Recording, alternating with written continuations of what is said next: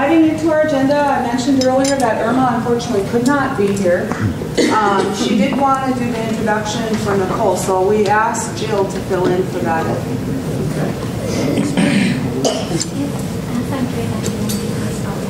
Oh, yes. So as I'm giving the introduction, Lorna's going to be giving 2 handouts. So I'll introduce Nicole first and then I'll say a couple of things about those. We're really pleased to have Nicole Martin-Rogers here with us today. She's been with Wilder Research since 2001, and she specializes in survey research, and she's done a wide range of work for them in the past years, doing designs and consults on program evaluations, population-based survey research projects, and specializing in culturally based methods as well as study for diverse populations as well. So no surprise that she was chosen from Wilder to be part of this study.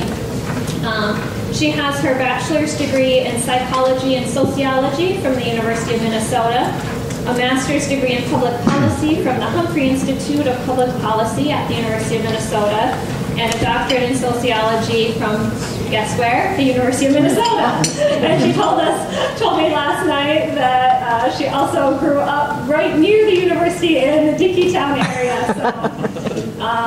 So she will also be working, I think, as a part-time recruiter for the University of Minnesota. She is also an active member of the American Indian community in Minneapolis-St. Paul area, including volunteering for a number of years on the St. Paul Public Schools Indian Education Title VII Parent Committee as well. So she is involved in that volunteer work too. So what she's going to do is talk a little bit with us today about the Wilder study. You guys remember back in, let's see, about 2 years ago, we got the first numbers from the Wilder study just before we had our referendum in September. I think it was July last year when we saw all the numbers for scenarios 1 through 4. And then more recently, we have numbers for scenario 5, which is lineal descent, which is part of the new constitution. So Nicole's going to talk a little bit about how they arrived at those numbers and the trends that we see there. Then Lorna's also handing out this sheet that says White Earth enrollment data on the top, and this sheet Lorna gathered the information for, and it's basically a snapshot of our enrollment population today, basically as of September 4th, 2014. So we can see the distribution of population today, so that helps give us an idea of where we are today, and then Nicole will talk about the projections under the various scenarios, and we'll have some time for discussion. So thank you, Nicole. Good morning. Good morning. Thank you for having me here this morning. I'm really honored to be here to talk with you all about this project that we did, and excited to see the process that you all are working on with the constitutional reform. This is something that I've been learning a lot about lately. I just did a big project with Bush Foundation doing an evaluation of their Native Nations program, and a lot of what they work with tribes on is governance, and constitutional reform is part of that. And so I'm really excited to kind of see the process firsthand here. As Jill said, I've worked at Wilder since 2001, and I think this is probably the most important, if not, one of the most important studies that I've worked on in my time at Wilder. I really understand the significance of what you all are trying to do, and hoping that my presentation today can provide some information that can help in your discussion and decision making going forward. Just as by way of a little bit more introduction of myself, so as Jill said, I'm based in St. Paul. I live in Roseville right now. I've worked in St. Paul and grew up in Minneapolis, so I've been in the cities my whole life. But my dad is from White Earth. My dad's an enrolled White Earth member, and grew up in the town of White Earth till he was 14, and then he moved to Wapaton. But then my grandparents had a place on Snyder Lake when I was a kid, so I spent a little bit of time up here as a child as well. So it's always nice to come back for a visit, and I'm here now with my 2-month-old baby. He came up on a road trip with me for this, and he did awesome so far. So let's hope the ride home later today goes as well as the trip has so far. But I'll get right into talking about the study, and then, like Jill said, there will be plenty of time afterwards for discussion, but if you have any questions while I'm going through for clarification, I'd be happy to address those. So a little bit of background information, and this is something that, I did this presentation twice yesterday for audiences that are probably less informed generally than you all are about this, so this background is probably stuff that most of you all know. But Minnesota Chippewa Tribe is one of White Earth is one of 6 Minnesota Chippewa Tribe bands. Minnesota Chippewa Tribe was the organization that initially contracted with Wilder to do this study. So we did population projections actually for all 6 MCT bands. And the results I'm showing you here today are just for White Earth, but there's also projections available for the other 5 bands as well. So Minnesota Chippewa Tribe's constitution, which is an IRA-style constitution, set up, well, initially it was lineal descent, but then in the 60s it changed, there was some discussion with the Department of the Interior, and ultimately the Minnesota Chippewa Tribe changed the constitution and it set up a criteria for tribal membership at 1/4 blood quantum. And blood quantum is a really interesting concept. And I call it a concept because it's something that was invented by agents of the U.S. government. It's not a traditional Ojibwe or Anishinaabe way, or really any American Indian way of determining who's a member of your community or your tribe. It was something that the U.S. government set up back during the period of allotments to decide who was eligible to make decisions about their property and who wasn't. And since then, a lot of tribes around the country have used blood quantum as a way to determine tribal membership. And over the past several years, and Hepsi can talk about this, with her tribe, but a lot of tribes have started to look at that and reverse that and go back to more traditional ways of determining citizenship. And one of the concerns that the leaders, I think, of White Earth Nation, as well as some of the other bands of MCT, have had with using blood quantum is over time they were observing sort of anecdotally that the enrollment numbers were declining for the tribe, and so there was some concern about how this might be related to blood quantum and what was going to happen to the size of the White Earth population and the MCT population over time. And so that's why in 2012, MCT contracted with Wilder Research to conduct this study to actually scientifically sort of try to understand, project what the population size would be over about the next century, so through the end of this century, and what impacts of possible changes to the enrollment criteria might have on the population size. So that's what I'm here to talk to you about today. And again, I'm presenting the results here just for the White Earth Nation portion of the study.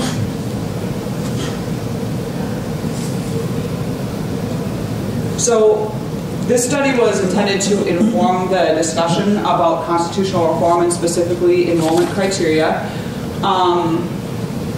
I am not here to advocate for any one method of determining tribal membership. This presentation, this study was sort of to provide information, not to make a case for one or the other, and that's for you all to decide and for the tribe to have the information so that you can make informed decisions for yourselves. Another thing that this study doesn't do, which is, it's outside the scope of this study, but something that we might want to do in the future, is to look at what would be the impact of the different population changes on service use and resource utilization. So that's outside the scope of this study, but something that's definitely a big question that you all are asking and might want to answer at some point is, if we change the enrollment criteria and the population went up, well, how would that affect service use and the resources of the tribe? So that's something that, again, is outside the scope here, but that we might want to talk about afterwards. So, Minnesota Chippewa Tribe defined the different enrollment criteria scenarios that they asked us to consider in terms of projecting the population out, and so there are 5 different scenarios that we considered. The first scenario is 1/4 MCT blood quantum, which is basically what's in place in the MCT Constitution today and what was in place for White Earth until you guys passed the constitutional reform last November. The scenarios 2 and 3 are similar. They both use 1/4 blood quantum, but they expand a little bit by allowing, in scenario 2, it allows for other Ojibwe or Chippewa blood to come in. So for example, if you have blood from Bad River or from Turtle Mountain, you could add that in with your MCT blood up to 1/4 to be eligible for enrollment. And then similarly with scenario 3, it would be any other American Indian or Canadian First Nation blood that would add up with your MCT blood to be a 1/4 blood quantum to be eligible for enrollment. So the first 3 scenarios are very similar. They all use 1/4 blood quantum. Scenario 4 uses 1/8 blood quantum, and it's just MCT blood. That's another scenario that MCT wanted us to consider, and that's something that some tribes in North Dakota have done, have switched from the 1/4 to 1/8 criteria. And then scenario 5 is lineal descent, which is obviously the enrollment criteria that White Earth Nation passed with the vote last November, and so we'll see that you'll have the projections for that scenario as well. So I just want to tell you a little bit about the methods, about how we did these projections. I won't take a lot of time. There is a technical methodology report that's online at the Minnesota Chippewa Tribe website. That's mnchippewatribe.org, or it's also at wilderresearch.org. So if you want to read up more about the technical details of how we did this study, I'd welcome you to do that, and I'm happy to answer questions here. The other thing that I wanted to say about the study is that we worked with Gillespie Demographics, and the principal from that consulting firm is Tom Gillespie. He was the state demographer for over 30 years for Minnesota, and he's got a really great reputation in Minnesota and nationally for doing exactly this kind of work, for projecting populations of this kind and understanding population trends over time. And when we figured out what MCT wanted to do and the significance of it, we really wanted to have the biggest guns available on our team, so that the results of this study are really, really credible, because we have this, Wilder Research has a pretty solid reputation in the state for doing incredible research, and then we have Gillespie with us to do this population projection. And he also used a methodology called the cohort component method, which is a very commonly used and widely accepted methods. So this approach and the results that we have here would be really defensible, like in an academic setting or in a court setting. It's something that you guys can feel really good about saying, these are the best possible population projections we can have for White Earth Nation. Now there are some limitations, which I'd be happy to tell you about what the limitations on the projections are. But there's always limitations on projections, because nobody has a crystal ball to be able to know 100% what the future is. But these are the best that we can get. So I just want you to know that you can feel really confident about these results.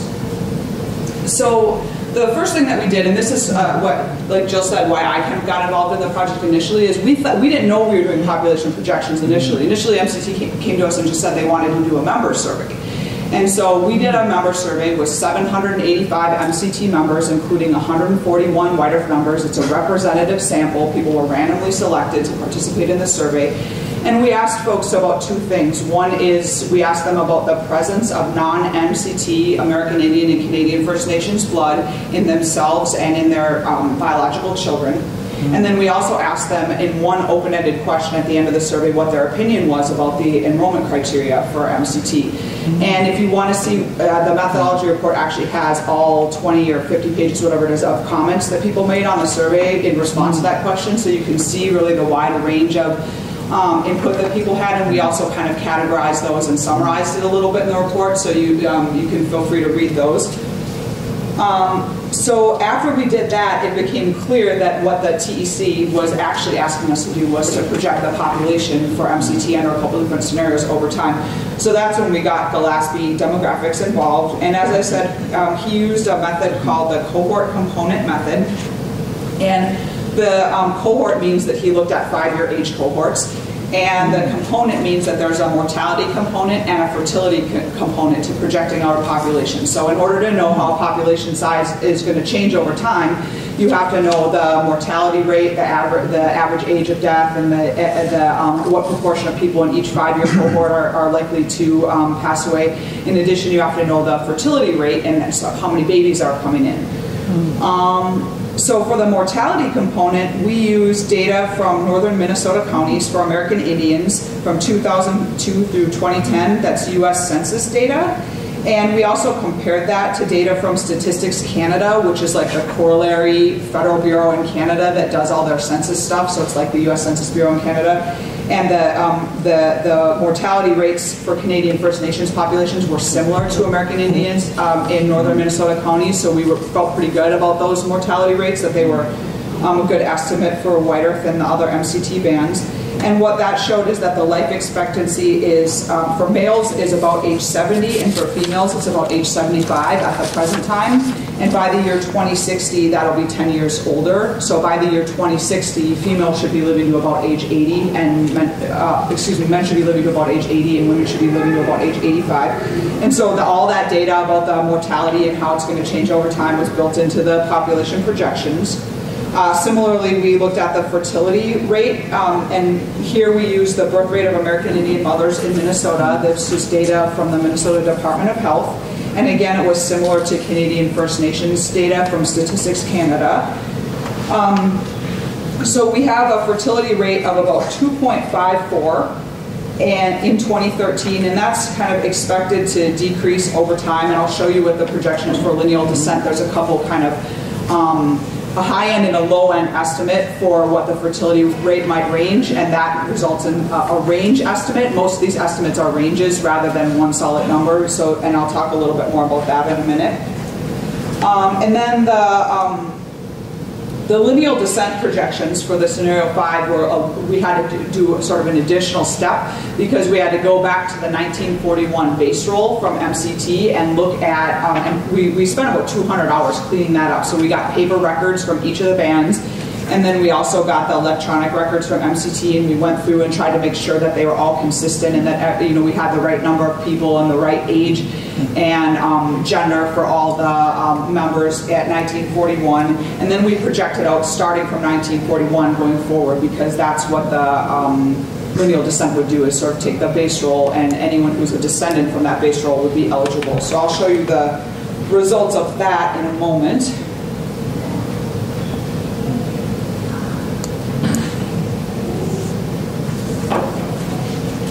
So this first scenario is, is what MCT currently uses and what White Earth was using up until the vote last November, 1/4 MCT blood quantum.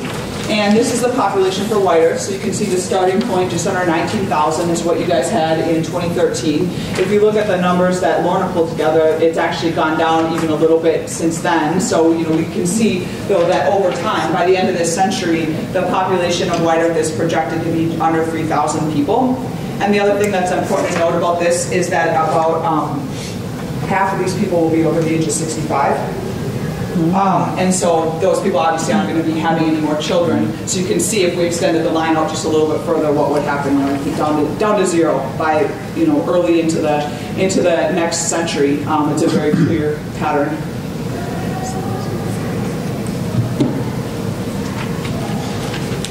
The results for scenarios 2 and 3 are really similar to the results for scenario 1. They all use 1/4 blood quantum and all have basically the same trajectory of starting off around the same size and going down to almost zero by the end of the century, and will continue to zero very soon into the next century.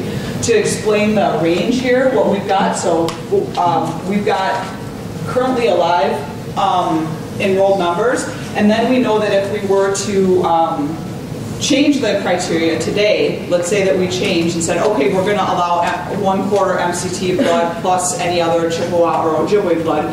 Based on the survey results, we know that there are some White Earth members who have other Chippewa or Ojibwe blood present in themselves and their family members, and that would bring the total eligible population up to just under 27,000 starting today. We know that not everybody who's eligible for tribal enrollment would actually enroll, and so the actual size of the population, if you were to switch to this scenario, would likely be somewhere in this range.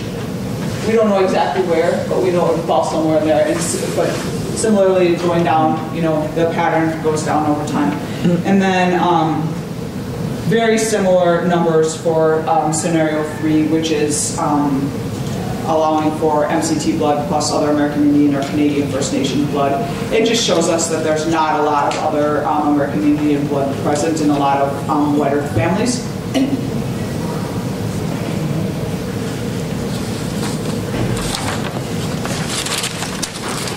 Scenario 4 is 1/8 blood quantum, just MCT blood. And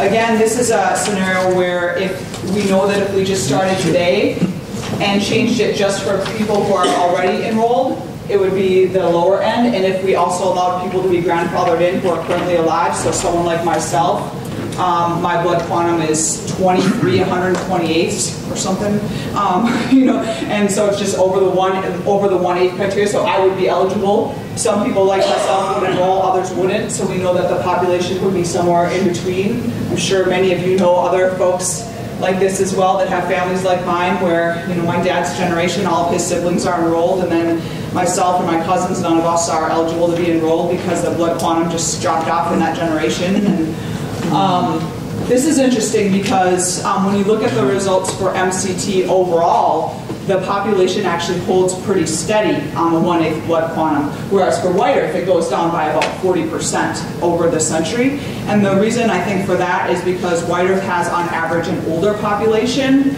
than the other MCT bands. I'm not really sure why that is exactly, but so it's interesting to see, because this is something that's interesting for discussion at like the TEC meetings, because the other MCT bands might be looking at their 1/8 projections and saying, oh, our population is going to hold steady over the century if we switch to 1/8, whereas for white earth you can see it's down.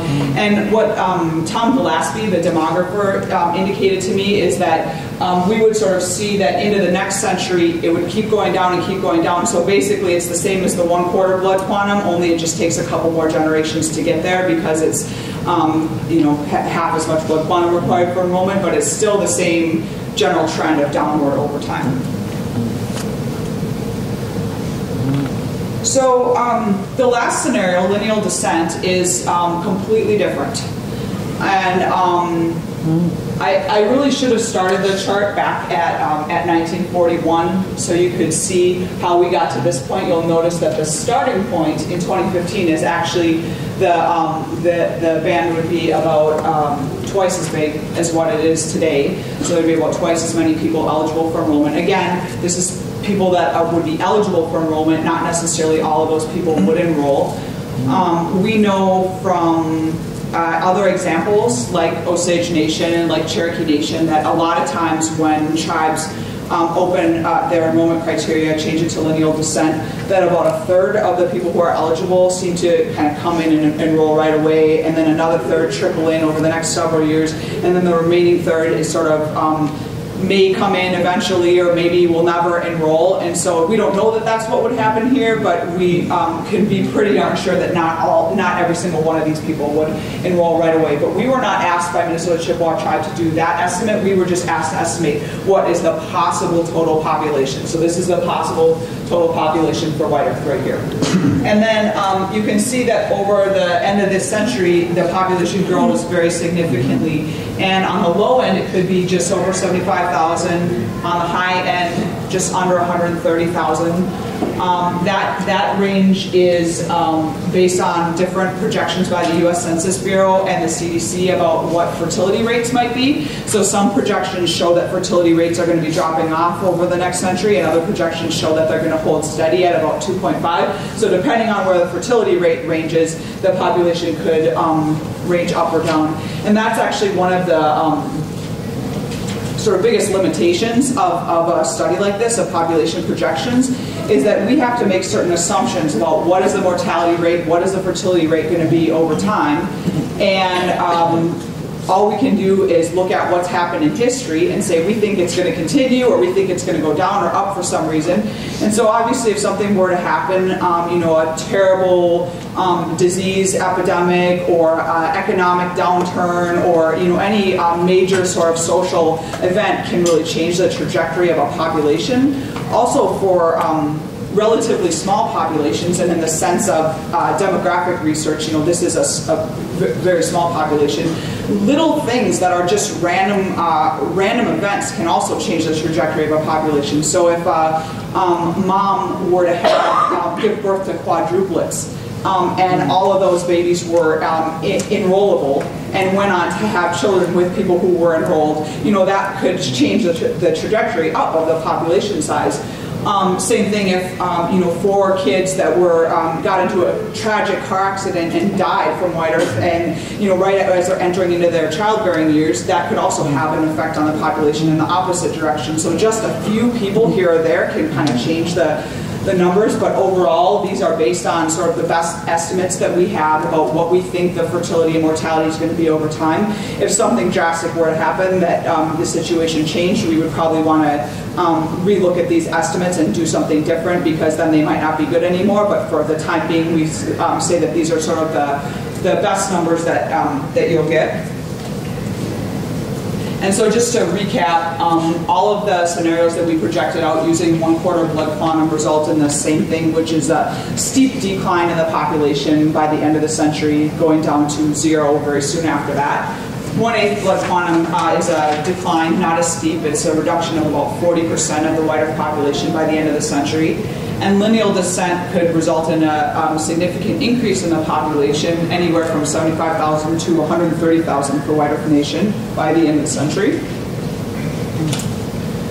So that's the study. I'm happy to answer your questions or take your comments, and I know you guys probably have some other discussion that you want to have amongst yourselves as well, but I'd be happy to answer any questions you have about it.